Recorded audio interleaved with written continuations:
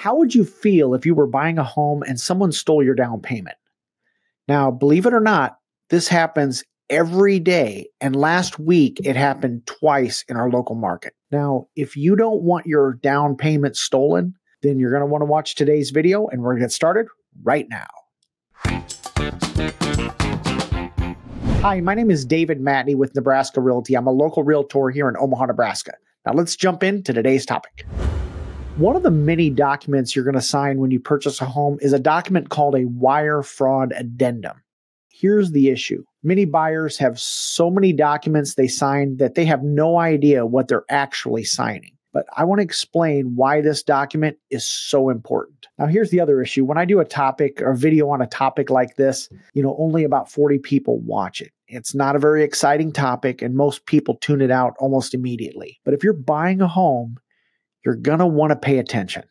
Now, this is happening all across the nation, and last week we had 3 cases in our local market. Now, here's how the scam works. Every day, agents will have scammers trying to hack into their email. And once a scammer hacks into an agent's email, they monitor that email. The scammers are trying to find out transaction. And what they do is they lie in wait. And then they find out who the title company is, who the buyers are. They want to find out everybody involved in the transaction. And then what they do is right before closing, the hacker is going to send a buyer an email that looks legit. It has the title company's logo. It has all of their information, and it's going to look like it's from the title company, but it's not. And then what they're going to do is they're going to tell the buyer, hey, buyer, make sure you wire the funds to this account. Okay, but it's not to the title company. It's to an account in Russia or someplace. So then what happens? The buyers show up at closing, and guess what? The title company asks, well, hey, where's your funds? And they said, well, we wired it to you a couple days ago, like you said in the email. And then there you know it. Poof, your funds are gone. In one case last week, it was $138,000 just down the drain. Now, it's to a foreign account. And this is a real easy payday for these scammers. And once that wire hits, it's gone.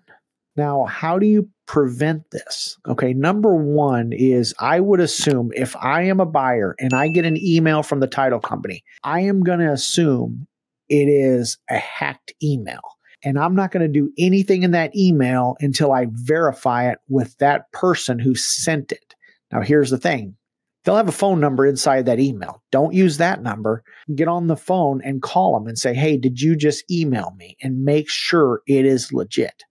Now, the second thing I would do is if I were in town, if I were a buyer in town, and if I could not wire funds, I would just operate via certified check. I wouldn't wire the funds at all, but that's just me.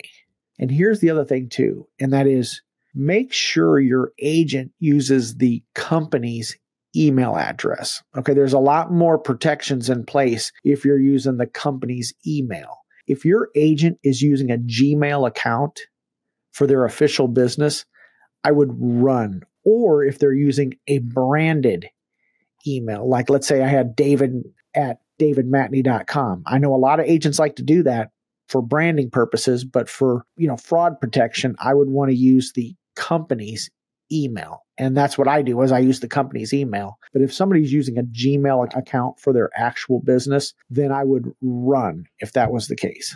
Now, there were 2 instances where this happened. Okay, one was for $2,500 and the other was for $138,000. Now, there was a third one that was attempted, but it didn't go through. And the only reason why it didn't go through, it was an attorney in a small town and they were doing a 1031 exchange. And this was for over $900,000. And the attorney copied down the instructions wrong. So thankfully, the wire didn't go through. Otherwise, that seller would have lost over $900,000. So, I know what people think, well, this will never happen to me and that sort of thing. But you're wrong. It can happen. It is, like I said, it's an easy payday for these scammers. So if you know someone who's going to be doing a real estate transaction, or if you're in a real estate transaction, share this with somebody who may be buying a home, because I know what people think, well, this will never happen to me. And you're wrong. It can happen to you. So be on the lookout and you make it a great day.